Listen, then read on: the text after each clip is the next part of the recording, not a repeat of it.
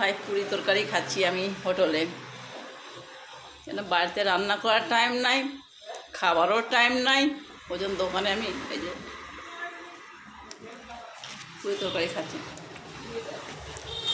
আপনারা টাইম না পাবেন আমার বুনুর দোকানে আসবেন, আপনারা লুচি তরকারি পাবেন, ধোসা ইডলি পাবেন, সেগুলো খেয়ে যাবেন।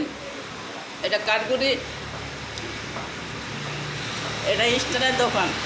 আমার দাদাটা খুব হাসায়, আমার কী বলো খাবার টাইমও হাসাবে আমার দাদাটা, এমন তো আছে। লুচি লুচি মটরের সবজি খুব ভালো বানায়, নামকরা দোকান। আপনারা আসবেন, এখানে খাবেন। সকালবেলা কাজের সময় টাইম পাওয়া যায় না তো কী করব।